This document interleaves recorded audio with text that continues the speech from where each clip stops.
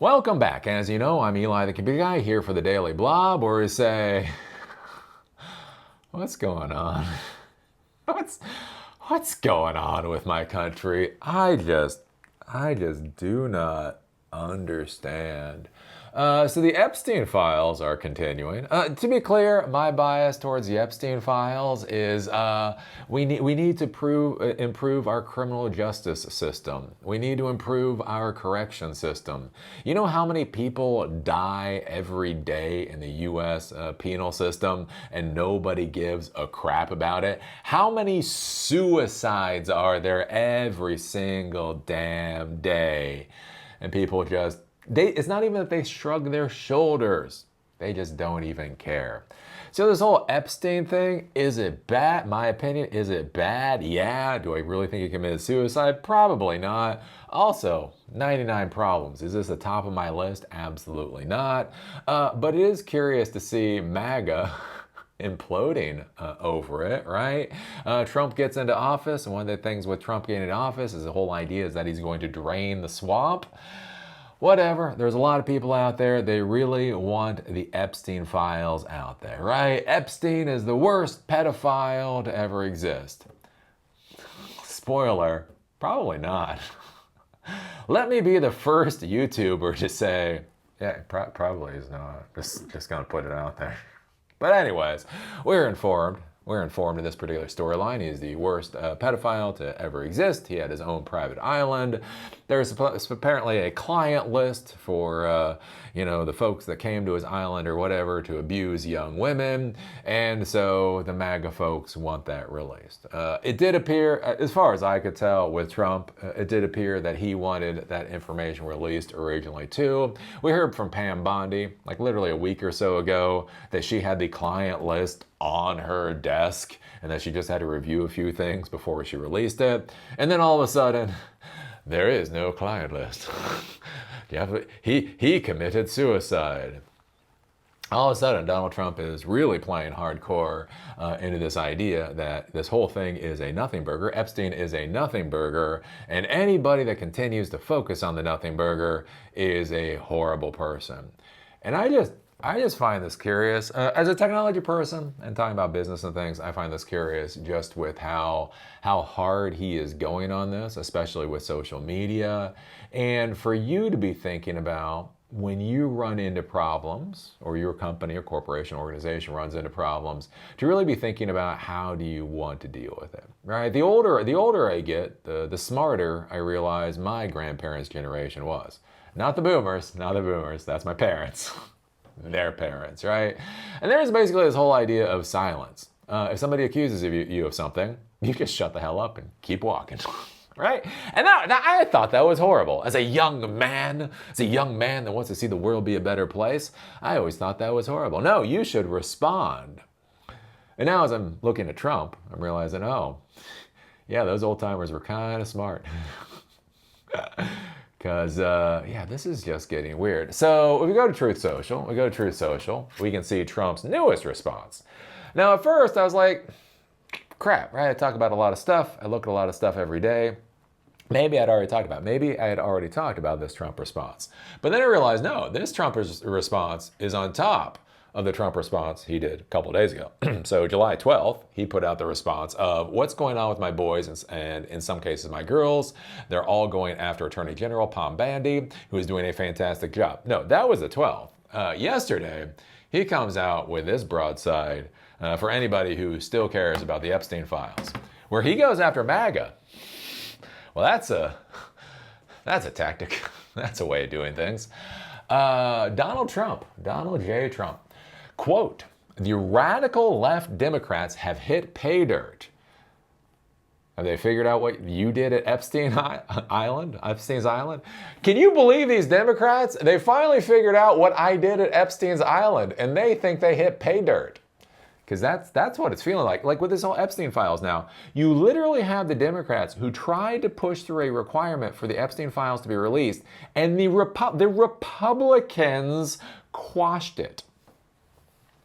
Just like with the fake and fully discredited Steele dossier, the lying 51 intelligence agents, the laptop from hell, which Dems swore had come from Russia, no, it came from Hunter Biden's bathroom, and even the Russia scam itself, a totally fake and made-up story used in order to hide crooked Hillary Clinton's big loss in the 2016 presidential election. These scams and hoaxes are all the Democrats are good at. It's all they have. They are no good at governing, no good at policy, no good at picking winning candidates. Also, unlike Republicans, they stick together like glue. You want to talk about a political party sticking together like glue? Republicans kind of stick together. Anyways, I'm not going to say that. Their new scam is what we will forever call the Jeffrey Epstein hoax. So he is going hardcore into just trying to say Jeffrey Epstein is nothing. And my past supporters have bought into this bullshit hook, line, and sinker. They haven't learned their lesson and probably never will, even after being conned by the lunatic left for 8 long years. I've had more success in 6 months. Well, success for who? You've been very successful for a lot of people, not necessarily America. But anyways, more success in 6 months than perhaps any president in our country's history. And all these people want to talk about, with strong prodding from the fake news and the success of starved Dems, is the Jeffrey Epstein hoax.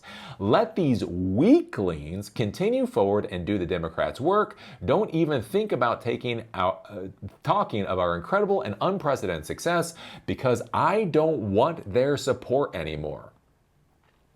So if you're a Republican, if you are MAGA that simply wants the Epstein files released, again, to be clear, not my bugaboo, right? Benghazi was not my bugaboo. Epstein is not my bugaboo. But hey, right, releasing the Epstein files seems like a reasonable enough thing. Seems like a reasonable enough thing. No, he is going so hard on this. He's calling his own supporters weaklings, right? Saying, because I don't want their support anymore, right? If you want the Epstein files released, he doesn't want your support anymore. Hey, have we seen this story before? I feel like I've seen this movie before. Wasn't there like some jackass who said, like, if you don't like my politics, don't buy my comic books? I think we've seen that. I think we've seen that story. So, yeah, that's what's currently going on in MAGA world. So this should get to be interesting. As I've talked about before, the world changes in very weird ways, right? The hanging chads in 2000, if that had gone differently down in Florida, we might have had Al Gore as president. And when 9/11 happened, it may have been dealt with as a criminal activity instead of getting us into a couple of wars, right? You look at so many things in history, and if they had just gone slightly differently, the world would be a different place.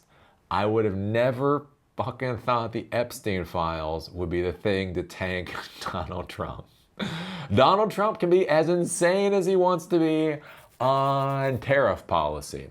He can literally talk about invading and murdering the Greenlanders, invading Greenland and basically murdering the Europeans there. And everybody just takes that as like, yeah, pretty normal, right? He can literally attack a sovereign country. He can bomb the shit out of Iran, and nobody's even questioning. Nobody's even like, hey, are we sure we want to do an act of war based off of one person's thought, right? He talks about, depopulating Gaza and then building the Palestinians such beautiful cities that they wouldn't even want to leave.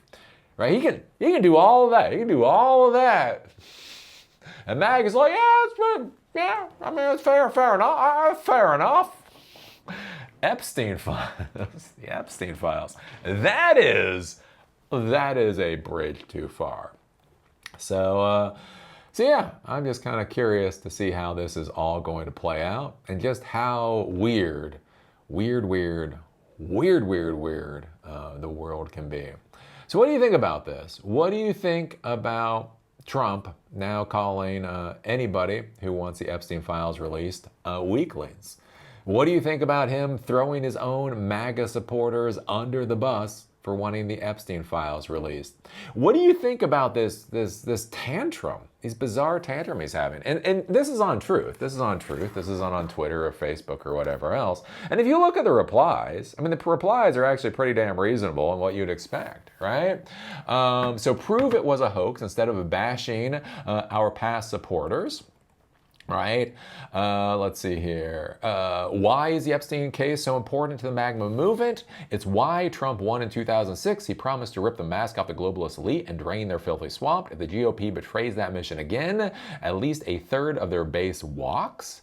Right? You are pissed off that MAGA does not buy into your temper tantrum. This is your Waterloo. Epstein was arrested and convicted by a child trafficking task force. That part is fact. So who were the recipients of this trafficking? You're running cover for something very nefarious and you want us to look the other way? Not going to happen. Why was Epstein in prison then? 100% of the dumbest PR move of the Trump admin. Horrible messaging. And this is on Truth. This is his supporters on there. So yeah, I don't know. Do you think in another couple of months I'm going to be complaining about the Vance presidency? Maybe this has all just been a very elaborate ruse to get Vance into the presidency so he can do whatever the hell it is he wants to do. I don't know. It is weird. It is weird. The thing that I would be thinking about for you and your organization, though, is think about how you would actually do messaging. And I think a bigger question in this modern world, and I probably shouldn't say it, but the whole thing is, should you do messaging? Like the more I see social media, right? There's this whole, like CoffeeZilla. CoffeeZilla was talking about this. He was on the Lex Fridman show. And he was talking about this with Twitter, that he never uses Twitter. And he said the reason he never uses Twitter is that in all his times looking at Twitter, or he never posted Twitter, in all of his times looking at Twitter, he had only ever seen people say things on Twitter that made him think less of them. Right? Basically, somebody gets pissed off, they say something, he thinks less of them. He said he had never on Twitter seen anybody make a comment so insightful that it actually made him feel better about them. That it was only a detriment to their reputation to be onto Twitter. And I do wonder in this modern world, like we've seen this with like Bud, when they were dealing with the Dylan Mulvaney thing, they totally fucked that up. We've seen this with like Target being all over the board with whatever the hell they're doing. We see this with Trump now. I think this thing is like when you start looking at social media, there does start to become this question of even should you respond? Like not should you change, right? If you're a company, you need to listen, or a person, you need to listen to the inputs that are coming in, and you may need to modify what your plans are, what your strategy is, but do you actually need to say that? Right, so like with Target, right? Target was considered a bastion for the LGBTQ plus I2S. Are there more? Anyways, those people, right? So anyways, there was a huge pushback because of the conservative people, because of the tuck bikini or whatever the fuck it was. So anyways, the thing is Target came out and then they said that they were going to be changing how they were doing things. And the thing is, as soon as they said that, as soon as they broadcast that to the world, then the LGBTQIA2S blah, blah, blah community, then they had a shit fit. And then they started boycotting a store that they had used to regularly gone to. And one of the things that I bring up with this is what if they hadn't said that? What if Target had said absolutely nothing? What if Target had realized they were having some backlash from conservatives, and then in more Midwestern states or whatever, they had simply stripped out particular product offerings, and that was it, right? I think that might have turned into a bit more of an effective result. And that's what we're seeing with Trump right now. Trump is having an absolute meltdown about these Epstein files. And I just find it to be, I don't know, it's just a fascinating thing to watch. Who knew? Who knew this is what would sink Trump? Killing our economy? Nah, that's fine. Doing all the other things he's done? Nah, that's fine. Epstein files. That's the bridge too far. So what do you think about this? What do you think about the crap fit that Trump is having over these Epstein files? Does this make sense to you? Like the guy who literally said he could go in the middle of the street and shoot somebody and still be elected. The guy with Gene Carroll or whatever, basically literally was convicted of some sexual horseshit with this woman, still gets elected. So whatever is in those files is so fucking awful to Trump that he doesn't believe that his base will still be able to support him. I mean, literally, how many little girls did he take out behind the 7-Eleven, do something with their bungholes? Like, if he figures he could get away with one, does that mean dozens? Who knows? Who knows? Quite literally. What god-awful things did Trump do to some little girls out there? Who knows? Because anybody who asks is a pathetic weakling who's a bad person. I don't know.